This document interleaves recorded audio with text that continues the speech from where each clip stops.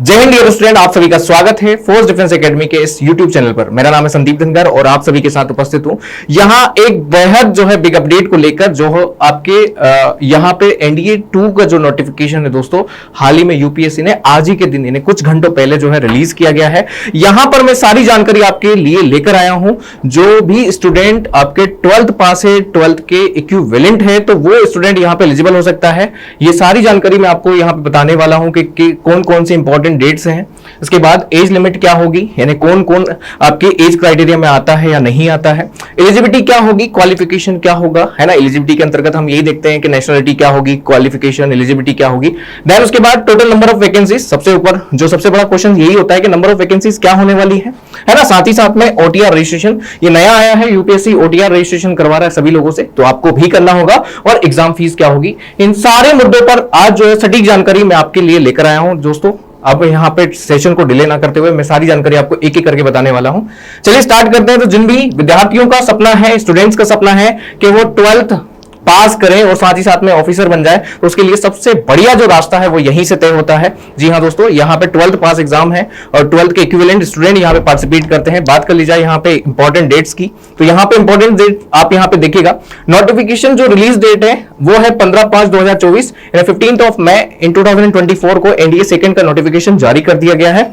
आपका last date क्या है फॉर्म के लिए, तो फॉर्म के लिए जो लास्ट डेट दी गई है वो है 4/6/2024, मतलब आपके जून जो है यानी 4th ऑफ जून इन 2024 ये लास्ट डेट है। इनको रिकॉर्ड कर लीजिएगा, नोट कर लीजिएगा। साथ ही साथ मैं आपको बता दूं जो आपके करेक्शन जो विंडो है, करेक्शन विंडो जो है ये ओपन होगी आपके 5 to 11 जून इन 2024 में। Now next date of exam क्या होने वाली है, वेरी वेरी मोस्ट आईएमपी, ये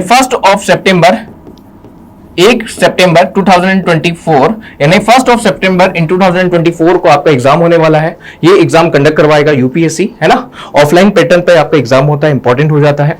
बढ़ते हैं आगे, क्या क्या है एलिजिबिलिटी क्राइटेरिया, क्या क्या है, एज लिमिट क्या क्या है और क्वालिफिकेशन क्या क्या है। बहुत सारे स्टूडेंट जो जानते हैं इस स्ट्रीम में हैं और उनकी जो है यहां पर उनको ये नहीं पता होता कि वो एलिजिबल है या नहीं है। तो यहां पे एज भी एलिजिबिलिटी होती है, साथ ही साथ में क्वालिफिकेशन भी आपका एलिजिबल होता है। यहां पे एलिजिबिलिटी क्राइटेरिया में सबसे बड़ी जो इंपॉर्टेंट बात है वो है नेशनलिटी। अगर आप इंडियंस हैं तो आप एलिजिबल हैं, है ना। इसके अलावा और भी अदर्स जो है जैसे नेपाल, भूटान और इनके अलावा विभिन्न जो आपके अलाइज जो कंट्रीज है जो भारत से पार्टिसिपेट करती हैं, उनके भी लेफ्टिनेंट को यहां पे जो है आपकी ट्रेनिंग दी जाती है और वो भी अलाउ किए जाते हैं। ठीक है, यहां पर एज लिमिट क्या होगी, क्वालिफिकेशन क्या होगा, यहां पे देखते हैं। यहां पे बात कर ली जाए, यहां पे एज लिमिट की, सेक्स की और यहां पे मैरिटल जो स्टेटस है यानी विवाहिक जो आपके जो है जानकारी उनके बारे में।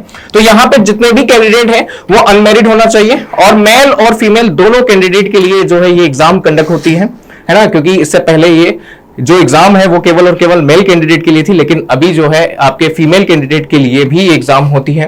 बात कर ली जाए यहाँ पे जो एज क्राइटेरिया है वो 16.5 से लेके तो 19.5 तक का होता है। अब यहाँ पे अगर हम देखा जाए तो ये जो एज क्राइटेरिया है इस बार के नोटिफिकेशन में क्या लेकर आया है, 2 जनवरी इन 2006 टू 1 जनवरी इन 2009। बहुत इंपॉर्टेंट हो जाता है।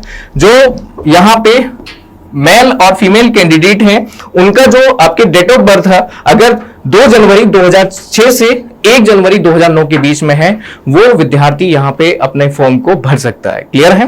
बात कर ली जाए यहां पे क्वालिफिकेशन की क्या है, देखिएगा यहां पे वेरियस पोस्ट है, किसके लिए, एनडीए के लिए। तो यहां पर जो है डिपार्टमेंट जो होता है जो कि इंडियन डिफेंस डिपार्टमेंट जो होता है उसके अंतर्गत जो है यहां पे 2 टाइप से जो है ये वैकेंसी होती है। तो इसमें जो है आपके क्वालिफिकेशन जो है वो अलग अलग होता है। देख लीजिए यहां पे क्या क्या क्वालिफिकेशन है। फॉर आर्मी विंग्स यानी जो एनडीए के थ्रू जो आर्मी विंग में जाएगा यानी आर्मी में जाएगा, तीनों सेनाओं में से आर्मी में अगर वो जाता है तो उसके लिए जो 12th क्लास पास आउट होना जरूरी है, इक्विवेलेंट या एग्जामिनेशन, या फिर उसने एग्जाम दिया हो या उसने पास कर लिया हो। अगर वो एज क्राइटेरिया में आता है तो वो यहां पे आर्मी विंग में जा सकता है। ठीक है। नाउ नेक्स्ट अगला जो है वो इंपॉर्टेंट हो जाता है for air force and naval wings national defence academy and the 10+2 cadet entry scheme, जिसे हम CES कहते हैं। यहां पर अगर हम बात करें तो ये जो है इंडियन नेवल एकेडमी के द्वारा जो है इक्विवेलेंट की गई है। ऐसे में इन पोस्ट के लिए, यानी जो सेकंड नंबर ऑफ पोस्ट है, इस पोस्ट के लिए केवल और केवल आपके पास क्या चाहिए, 12th में जो है आपके पास आउट या 12th के इक्विवेलेंट हो। साथ ही साथ में 12th में आपके पास फिजिक्स, केमिस्ट्री और मैथमेटिक्स, यानी आपका बैकग्राउंड जो होना चाहिए वो साइंस बैकग्राउंड से होना चाहिए। वो विद्यार्थी आपके क्या कर सकता है, यहां पे पार्टिसिपेट कर सकता है। किसके किसके लिए, एयरफोर्स के लिए, नेवल विंग्स के लिए और साथ ही साथ में 10+2 नेवल कैडेट के लिए। क्लियर है? तो बहुत इंपॉर्टेंट हो जाता है। जो विद्यार्थी अगर इस क्राइटेरिया को क्वालिफाई करता है, यानी एजुकेशन क्वालिफिकेशन क्लियर करता है, देन उसके बाद जो अगला जो होता है एज लिमिट वाला क्राइटेरिया, तो वो इस फॉर्म को भर सकता है। और साथ ही साथ अगर हम बात करें यहां पे नंबर ऑफ पोस्ट की, क्योंकि एग्जाम में जो है पोस्ट भी मायने रखती है कि कितनी पोस्ट है, तो टोटल नंबर ऑफ पोस्ट जो है वो है 404। और इस पोस्ट में यहां पर आप देखिएगा, इसमें दो तरह के मैंने आपको कहा था कि पोस्ट होती हैं।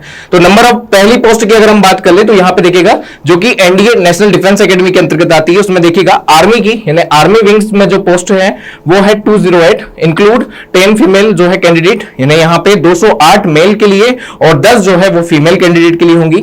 नेवी में जो है आपके यहां पे नंबर ऑफ पोस्ट जो है जो कि इंडिया के इस विंग में आती है तो वो है 42, इंक्लूडेड जो है 6 फीमेल कैंडिडेट, यानी 42 जो है मेल कैंडिडेट हैं और 6 जो है वो क्या है, फीमेल कैंडिडेट है। एयरफोर्स में 3 टाइप का जो है एंट्री होता है। एक होता है फ्लाइंग ऑफिसर के लिए, एक जीडी यानी ग्राउंड ड्यूटी टेक्निकल में, और एक होता है जीडी नॉन टेक्निकल में। क्लियर है? तो यहां पे आप देखेंगे फ्लाइंग ऑफिसर के लिए जो है 92 मेल कैंडिडेट के लिए और जो 2 पोस्ट है वो है फीमेल कैंडिडेट के लिए। अगला जीडी जो है टेक्निकल में 18 जो पोस्ट है वो मेल कैंडिडेट के लिए और जो 2 है वो है फीमेल कैंडिडेट के लिए। अगला है आपका जीडी नॉन टेक्निकल में, वो है 10 पोस्ट जो है वो मेल कैंडिडेट के लिए और 2 पोस्ट जो है वो है फीमेल कैंडिडेट के लिए। क्लियर है? इन वैकेंसीज को ध्यान रखिएगा और इन वैकेंसीज को ध्यान में रखते हुए आपको फॉर्म फिलअप करना है। क्लियर है? अगला जो है नेवल एकेडमी 10+2 कैडेट के लिए जो स्कीम है उसमें जो है यहां पर 34 जो है आपके मेल कैंडिडेट हैं और 5 जो है वो क्या है, फीमेल कैंडिडेट है, जिनको यहां पर 10+2 एंट्री स्कीम के थ्रू जो है ये पोस्ट आपका मिलने वाली। क्लियर है?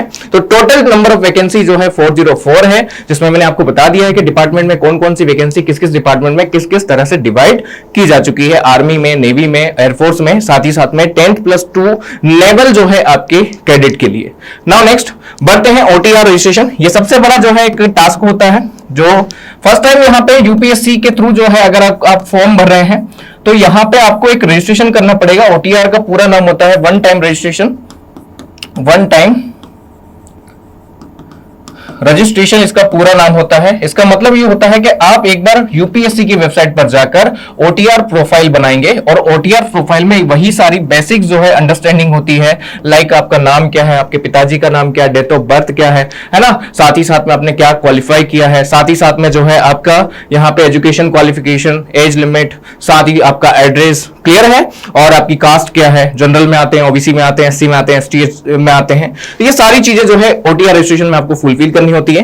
तो अगर यहाँ पे कोई कैंडिडेट पहली बार आपके फॉर्म भर रहा है तो ओटीआर रजिस्ट्रेशन उसको करना होगा। साथ ही साथ जिसने ऑलरेडी ओटीआर रजिस्ट्रेशन कर दिया है उसको एक बार मॉडिफाई करना होगा।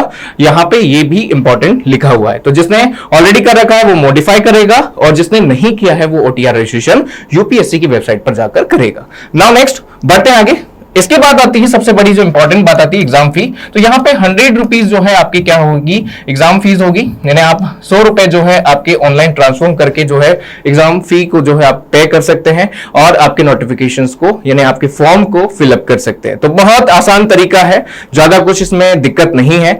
अब जो है ये बेसिक इंफॉर्मेशन थी इस नोटिफिकेशन को लेकर। इसके अलावा जो है आपके नेक्स्ट वीडियो जो होगा जिसमें हमें entry of exam, scheme of exam, साथ ही साथ में जो है आपके सिलेबस, जो आपका बहुत ब्रॉड सिलेबस होता है, पैटर्न ऑफ द एग्जाम, ये सारी जानकारियां जो है वो आपको इसी चैनल पर मिलने वाली है। तो जो भी विद्यार्थी जो पहली बार इस वीडियो को देख रहा है, इस चैनल पे अगर पहली बार आ रहा है तो जल्दी से चैनल को सब्सक्राइब कर लें और सारी जानकारी के लिए जुड़े रहिए एफडी ऑनलाइन पर। जय हिंद, जय भारत।